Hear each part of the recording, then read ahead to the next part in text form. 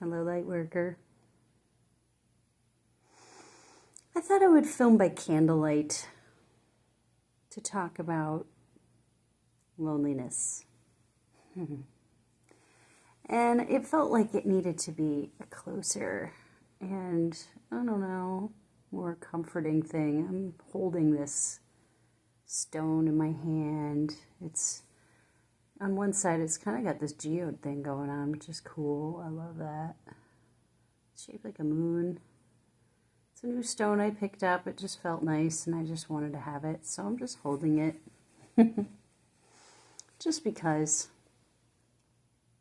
Because this conversation I want to have with you is very much about something that's going on in the world right now. And it's something that I think it's not new. I think this is kind of a part of a lot of religious traditions already, but I think it's kind of something that used to be a thing you chose, and now it's kind of just happening to pretty much everybody. And what I mean when I say that, this thing that's happening, is loneliness. And I don't think I don't know. It's not loneliness so much as it is needing the time alone to do some important work, like letting go of things that don't belong to you, don't serve you, don't help you. Things that are weighing you down. Usually that's a past experience of some kind of awful thing that happened to you. And if you are the kind of light worker that I imagine you probably are, those things were probably really awful and scary. And they probably felt like nightmares at the time that they were happening. And they probably still feel like nightmares when you think about them, because sometimes those of us who have been here many, many times, we choose the difficult path.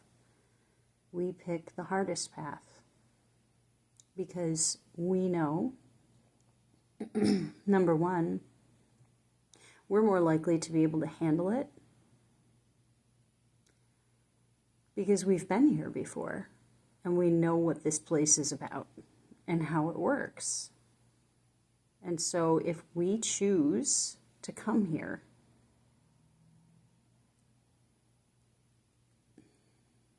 and we take that hard path, it's kind of like we're saving somebody else from having to go through that experience. A soul that maybe wouldn't be able to handle that because they don't have the experience to be able to handle the suffering. And beyond the suffering, it's also about needing to repair that suffering once it happens. Because it's not just about you, it's also about the people around you, the people that you are going to help, to maybe heal, or maybe you're just going to be a light on the path for a moment, but nevertheless, we know that the darker we go, the more horrific the experience. That's going to open you up more psychically. There's a lot of evidence for psychic activity that happens as a result of trauma. It's very common. It happens on a regular basis in the world, all over the place. So a lot of people who are deeply psychic are also deeply traumatized. And that means that there's work to do. You know, when you've had horrible experiences in your life, you deserve to feel free from that suffering. But it requires work. It requires going deep inside of yourself and looking at those demons, understanding why they're there. And at first it's really hard to look at them in the eye and ask them, what are you doing? Why are you here? And waiting for an answer and trying to figure out what to do about it. But that's exactly what we have to do. We have to look in those dark places. And when we need to do that, we can't do it when we're distracted. We can't do it when we're surrounded by large groups of people, busy every minute of your day, constantly at the beck and call of someone else. It requires that you have time to yourself. It requires quiet. It requires some meditating. It requires some journaling. And sometimes it requires a little learning too. It requires connection with yourself. And that's something you have to do by yourself. There are numerous cultures that encourage going out in the wilderness alone for extended periods of time. Sometimes it includes fasting. Sometimes it includes providing for yourself. Sometimes it means waiting until you get a vision. It depends. Sometimes it's ingesting plant medicine and figuring out what your purpose in life is. It just depends on the culture, but a lot of them have this planned alone time where you connect with who you are and you get down to the soul level to figure out what is it you're doing here. When we experienced the year 2020 and 2021, that was a time where I think the world at large got that opportunity to look deep within and ask some serious questions. I think that some doors were opened during that time for people to have a sense of themselves in a way that was very new and very freeing. And when that time went away and everyone was allowed to get back together again, and there's a lot of joy in that, of course, there were a lot of people who also were like, maybe I actually would prefer if we went back to being more alone. But when you're on a spiritual path, being alone is kind of par for the course. I think those of us who are on a very spiritual path are going to spend most of our lives alone. And even if you have a family, and even if you have a lot of kids and a lot of relatives, or you have big friend groups, even if that's true, you might still be an introvert. Because if you secretly guard your alone time, you're an introvert for sure. And definitely if you are on a spiritual path, you probably already are introverted because you kind of need to be if that's your path. Because you can't expect to grow at the rapid pace that you will on a spiritual path if you are surrounded by people who are not going to transition with you. It requires people ready for growth to be your friend and to stick with you through that. Because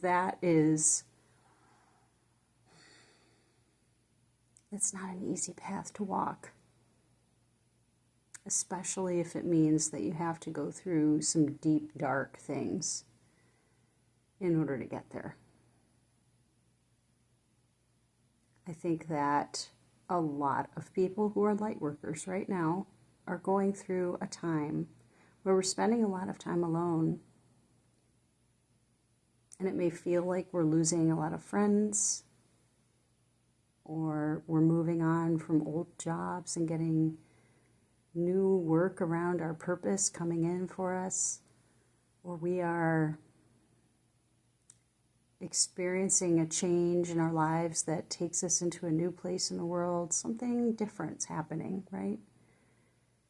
Experiences are supporting your alone time, most likely right now, because we're being asked to step into a different space. This is a thing that's happening to a lot of light workers right now. We're being asked to be alone for a while. And circumstances are being created to support that growth that's required of embracing a bigger part of who you really are.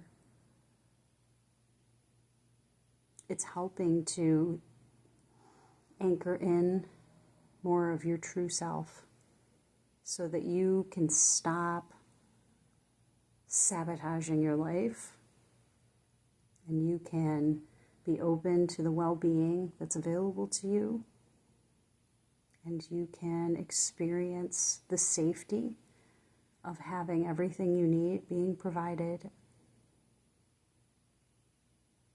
by you, because you're the one who is doing it all, and you're bringing it in for yourself, and you're creating it with your life and your choices. But it requires maturity, and that only comes from deep reflection. Maturity is not something that just happens over the years without some work. I feel like if you are feeling that loneliness right now of why don't I have my friends? Why I made all of these new connections during this new growth that we got during 2020 and all of this amazing, wonderful time that we got to experience this new way of being. And now I made all of these wonderful connections with other light workers, and I thought it was going to be so good.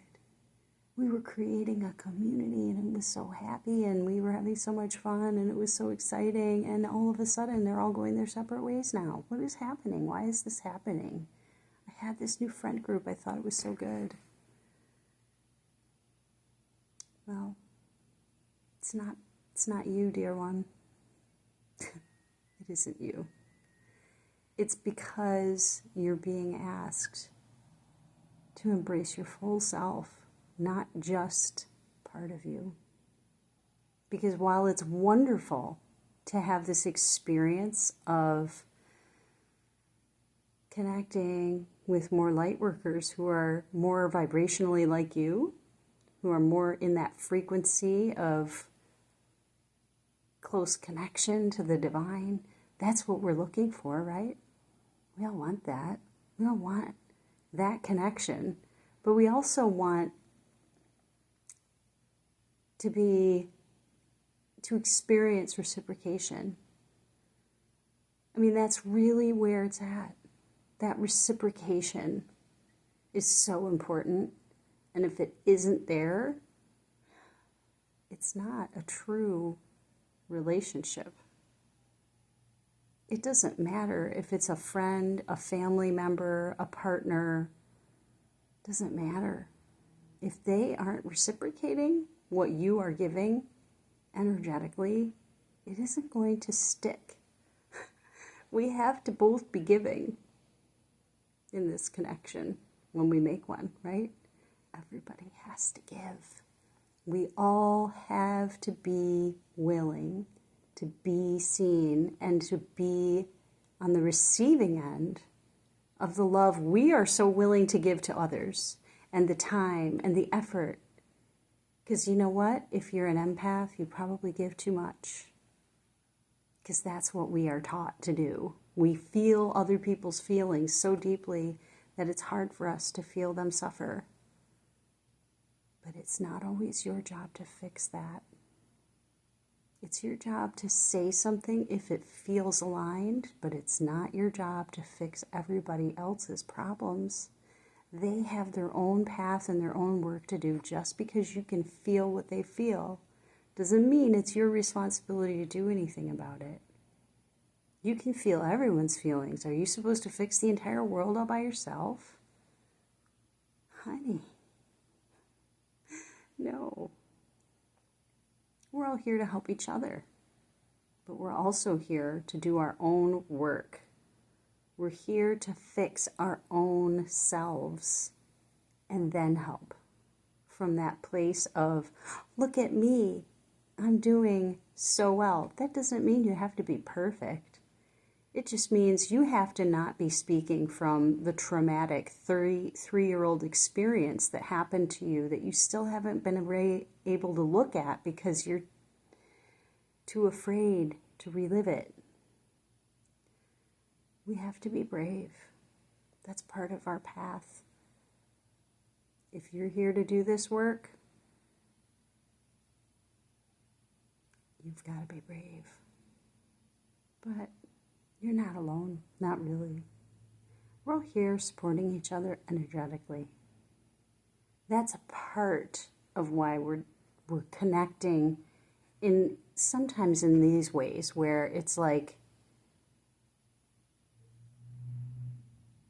when we're connecting in this way, where you're watching a video and you're kind of getting a moment with a person who's just talking to you. But there's no judgment, there's no demand, there's no expectation. You're just in a moment. That's where we want to be as often as possible, in a moment. Just being present.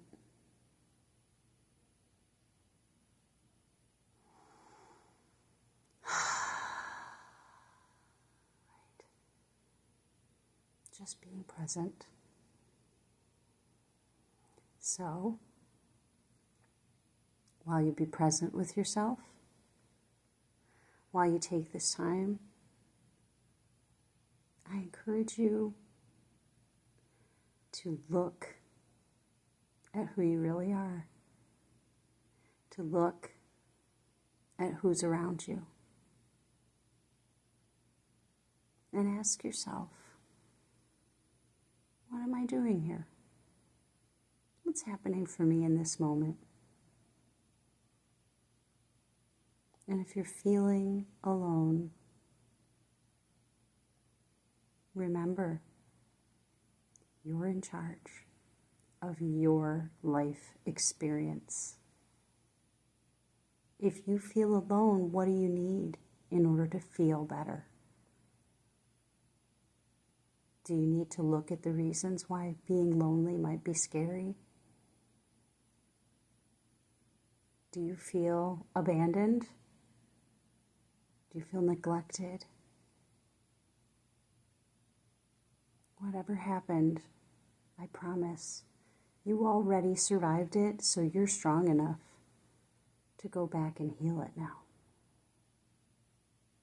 Make best friends with that inner part of you.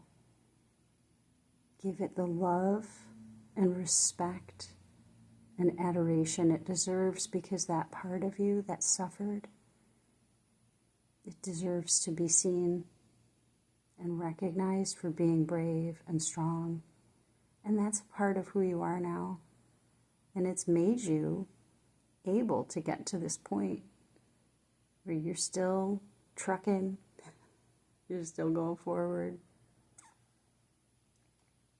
Even if you might feel a little bit stuck right now, because, again, we're all kind of in a pause moment.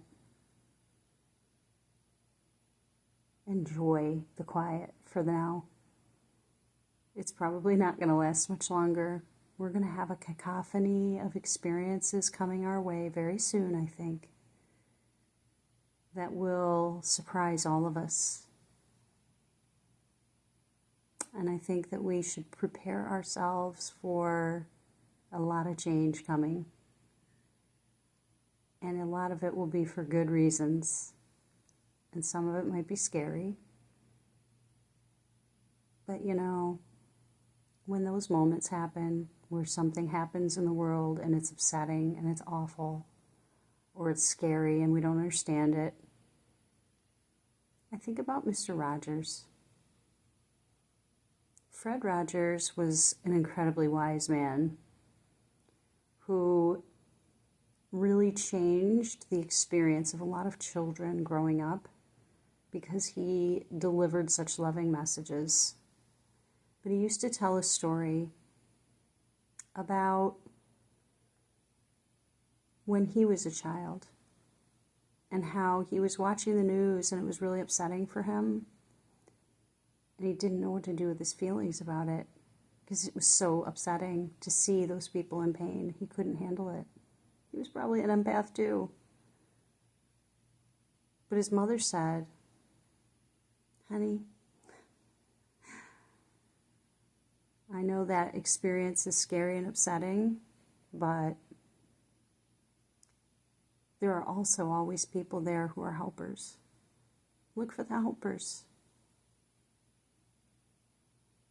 And so he did. He started looking for the helpers while he was watching the news. And sure enough, there they would be. The EMTs and paramedics, the doctors, the police officers, the people who are first responders in general, or even just kind people who happened to be standing there, seeing something happen and helped. It didn't matter who it was. It just mattered that there was a person there who was helping. And there's always someone there to help. Always. No matter how dark and scary it gets, there's always help. There's help here in the physical world, and there's help on the other side too. You have guides. Ask them to help you. You have to ask them every day. They can't intervene unless you're willing to let them. So ask for their help. Maybe that's part of you getting more comfortable with being alone, is realizing, hey, you've got help. The kind of help that you can't know about unless you take a minute and try talking to them. You can do it with automatic writing. You can try just meditating for a while. If you're a channeler, you could do that too. Whatever way works for you. If you're a medium, you should be able to do that already. Just make sure you remember positive, loving beings only are allowed here in this vessel. Please be safe about it. Don't just invite anything in. You never know what's going to happen when you do that. Look at that. That candlelight, I feel like it keeps confirming things for me when it flickers like it does. So, as we move through this quiet place of aloneness before big things happen in the world, be good to yourself. Love yourself the way you wish someone else would love you. Give yourself the things you wish other people would give you.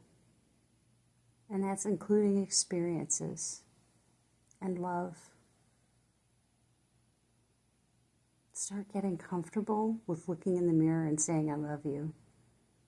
It's hard, I know. Believe me.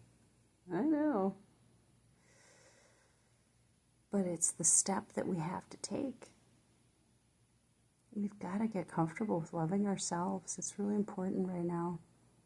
So I hope you figure that out while you have some time.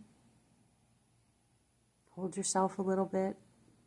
Maybe wrap yourself in a warm blanket. Snuggle in your favorite pajamas. Give yourself time to just be quiet for a while. Maybe do some art. Just rest. And let the things that need to happen for you happen.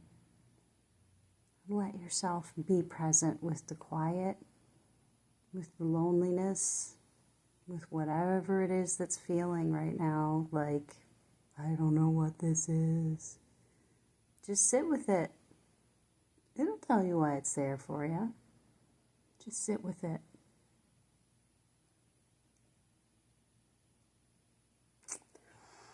I think it's time for me to blow out my candle and to go sit with my sweet kitty cats who are on the other side of the door right now, because if I let them in, they will be crawling all over me and lighting themselves on fire with my candle, so I don't want that.